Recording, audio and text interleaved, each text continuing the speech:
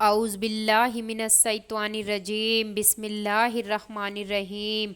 السلام علیکم every one. آج میں فضائل سورہ اخلاص، سورہ فلق اور سورہ ناس کی آپ کے بیچ میں بیان کروں گی۔ سورہ اخلاص، سورہ فلق اور سورہ ناس، ان تینوں سورتوں کے فضائل اور فائدے کیا ہیں؟ تینوں سورہ کو آپس میں ملا کر پڑھتے ہیں تو اس کے کیا فائدے ہیں، اس کی کیا فضیلت ہے؟ پیارے دوستو، میں آپ کو بتا دوں کہ سورہ اخلاص، سورہ فلق، سورہ ناس پڑھنے کے بہت زیادہ فائدے ہیں، ان کی فضیلت انگنت ہے۔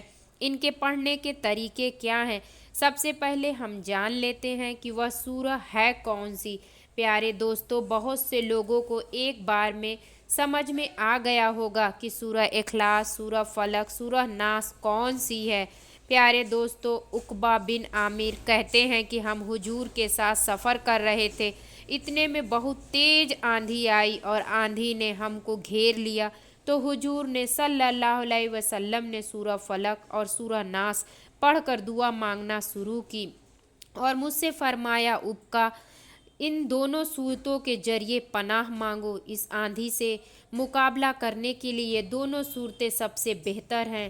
پھر حضور صلی اللہ علیہ وسلم نے ایک اور صحابی سے فرمایا، آج کی رات ایسی عجیب آیت نازل کی گئی ہے کہ ان آیات کی طرح کوئی آیت آج تک نہیں دیکھی گئی، اور وہ آیات سورہ فلق اور سورہ ناس تھی۔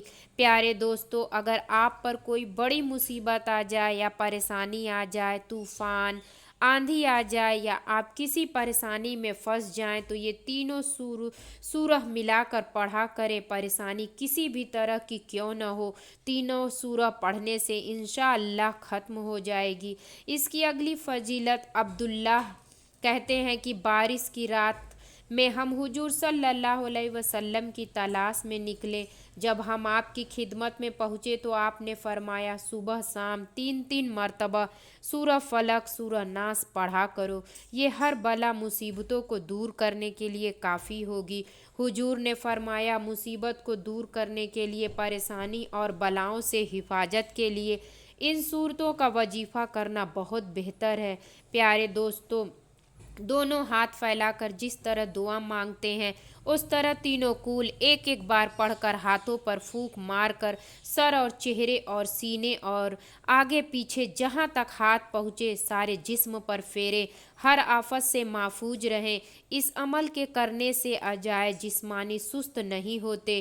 پیارے دوستو، کچھ لوگ کام سے جب اپنے گھر لوٹتے ہیں تو بہت تھک جاتے ہیں، درد ہوتا ہے جسم میں یا ہاتھ پیر دکھتے ہیں، تو اس صورت میں آپ سے سورہ صرف ایک ایک بار پڑھ کر اپنے ہاتھوں پر پڑھ کر پھونک مار دیں اور ہاتھوں کو درد والی جگہ یا پورے جسم پر پھیر لیں، انشاءاللہ تعالی 5 منٹ میں آرام مل جائے گا۔ اگر نہیں ملا تو دوبارہ پڑھ لیں، انشاءاللہ آرام مل ہی جائے گا۔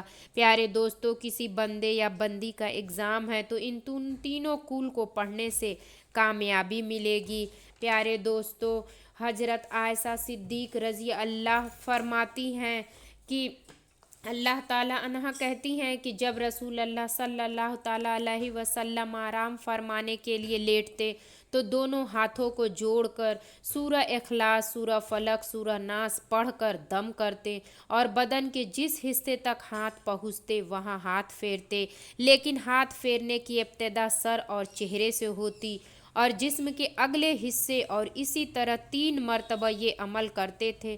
عبداللہ کہتے ہیں، بارش کی رات میں ہم حضور صلی اللہ علیہ وسلم کی تلاش میں نکلے، جب ہم آپ کی خدمت میں پہنچے تو آپ صلی اللہ تعالیٰ علیہ وسلم نے فرمایا، صبح شام 3 مرتبہ سورہ فلق، سورہ ناس پڑھا کرو، یہ ہر بلا کو دفع کرنے کے لیے کافی ہوگی۔ سورہ اخلاص کا نقش بیمار کو لکھ کر اور دھو کر پلائیں، اس سے صحت ہوگی۔ اس نقش کو بچے کے گلے میں باندھے تو بچہ تمام آفات سے محفوظ رہے گا۔